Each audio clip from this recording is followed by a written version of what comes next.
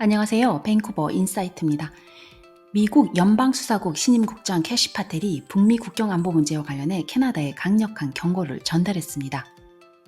Seal the border. In the first 2-3 months that we've been in the seat under Donald Trump's administration, he has sealed the border. He has stopped border crossings. So where's all the fentanyl coming from still? Where's the trafficking coming from still? Where are all the narco traffickers going to keep bringing this stuff into the country? The northern border.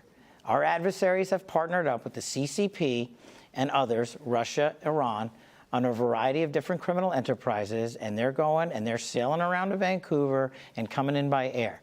And the sheer tyranny of distance of the northern border and the lack of cooperation from federal authorities in prior administrations to actually firm up that northern border is what's causing a continuation of violent crime. Now, we're focused on it, and we're calling our state and local law enforcement partners up there.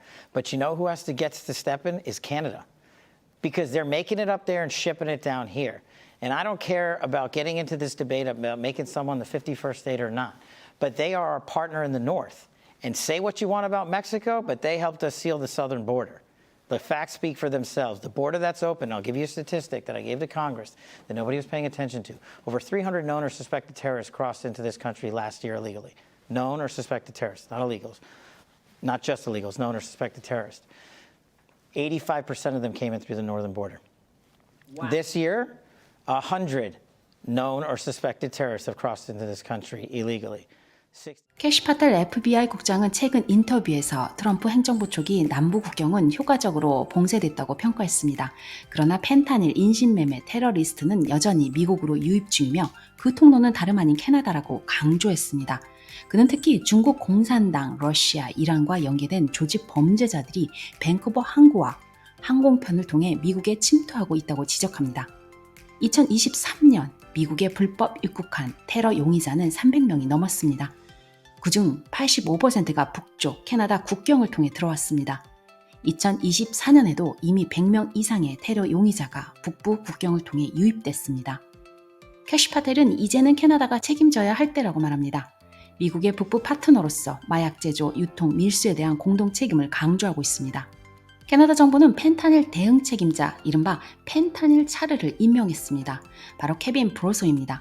그는 미국과 협력해 원료 차단, 공급망 추적, 국제 범죄 조직 대응을 맡고 있습니다. 그런데 많은 국민들은 그의 존재조차 모르고 있습니다. 그렇다면 왜 브로소의 존재는 시민들에게 거의 알려지지 않았을까요? 그 이유는 다음과 같습니다. 브로소의 임명은 총리실 웹사이트에만 조용히 공지됐습니다. 기자회견이나 브리핑은 없었고 언론 노출도 거의 없었습니다. 그는 실질적인 수사권도 예산 집행권도 없으며 RCMP, CBSA, 보건부 등을 조정하는 위치일 뿐 독립적 힘이 없습니다. 언론은 그의 역할을 보도하지 않았고 정부도 의도적으로 전면에 내세우지 않았습니다. 결국 많은 시민들은 펜타닐 차르가 존재하는지도 몰랐고 그가 무엇을 하는지도 전혀 모르게 된 것입니다. 그리고 더욱 우려스러운 점은 이 중요한 북부 국경 경계 강화에 필요한 예산과 책임이 실질적으로 캐나다 정부가 아닌 미국 정부에 떠넘겨지고 있다는 사실입니다. 현재 캐나다 정부는 국경 안보 예산 증액을 계속 미루고 있으며 이로 인해 북부 국경의 안전 확보를 위한 투자와 지원이 부족한 상황입니다. 반면 미국 정부는 국경 문제의 심각성을 인지하고 자국 예산을 투입해 북쪽 국경 감시에 상당 부분 의존하고 있습니다. 하지만 국경 문제는 어느 한쪽 국가만의 몫이 아닙니다. 북미 양국이 공동의 이해관계와 안보를 위해 위협하는 과제입니다.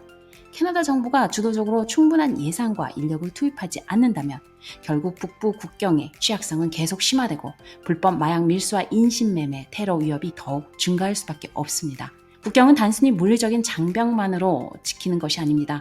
첨단 기술과 충분한 인력, 정교한 정보 공유 시스템, 그리고 무엇보다도 정부 차원의 강력한 의지와 실행력이 필요합니다.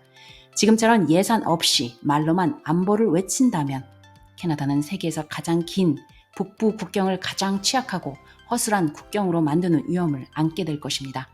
따라서 캐나다 정부는 더 이상 미국에만 의존하는 태도를 버리고 자체적으로 국경 안보 예산을 확대해 국경 감시와 단속을 강화하는 데 적극 나서야 할 때입니다.